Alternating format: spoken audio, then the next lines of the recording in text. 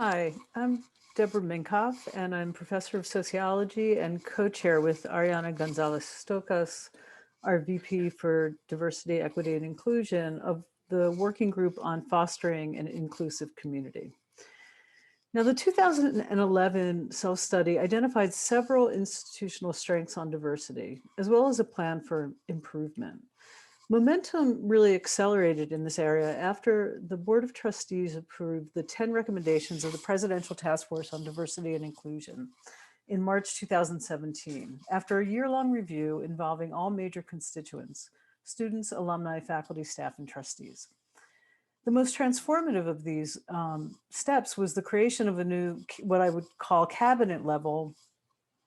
post of the Vice President for Diversity, Equity, and Inclusion, and establishing of a campus-wide Diversity, Equity, and Inclusion Council. These represented a new commitment to college-wide leadership of and support for DEI at Barnard, building on decades of decentralized efforts largely spearheaded by concerned students along with faculty and administrators.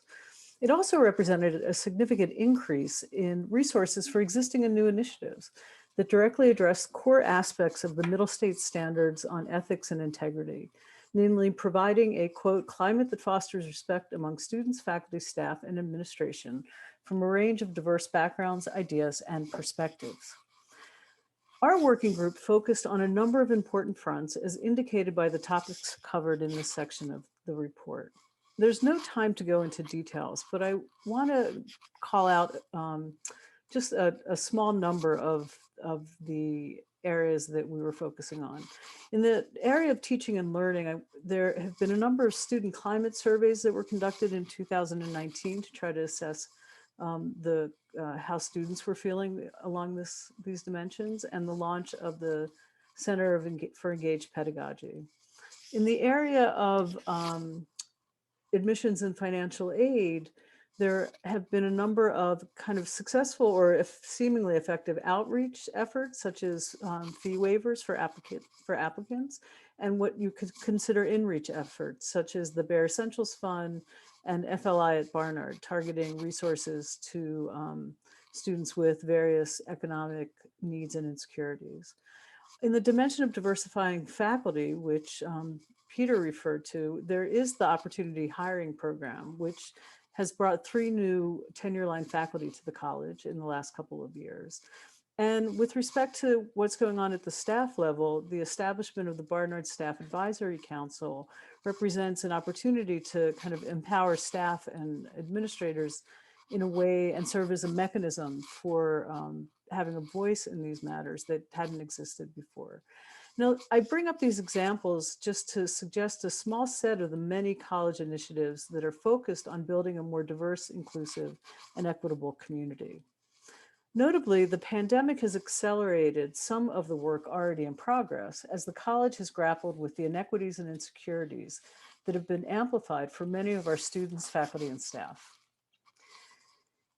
In this regard, though, I would draw your attention to President Beilock's July 2020 email detailing the priorities around diversity, equity, and inclusion, including Access Barnard. And also the December communication from Dean Greenidge and Holly Tedder, the director of CARDS, talking about improved access for the Barnard community members with disabilities. So there's no question that the college was more prepared than it would have been 5 years ago, but the fault lines that we're trying to bridge are more visible now than ever before. So in terms of preliminary recommendations and going forward, what our working group really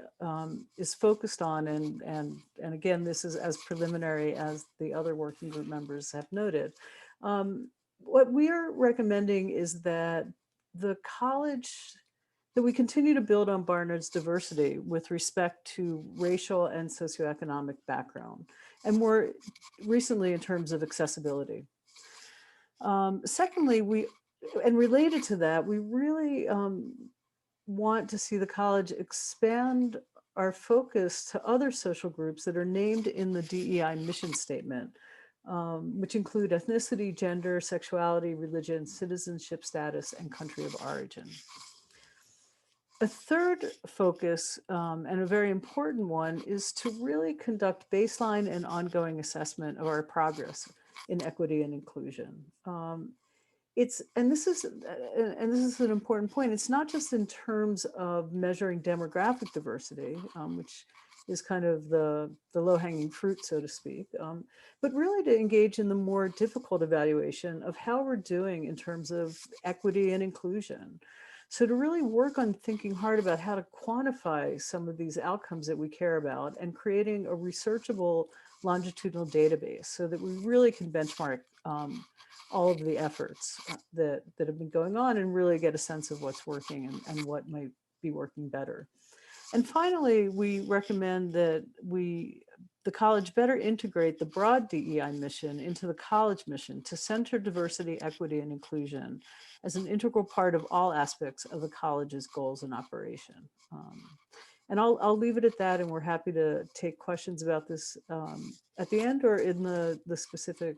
sessions we'll have in March. So thank you, and turning it over now to Working Group 4.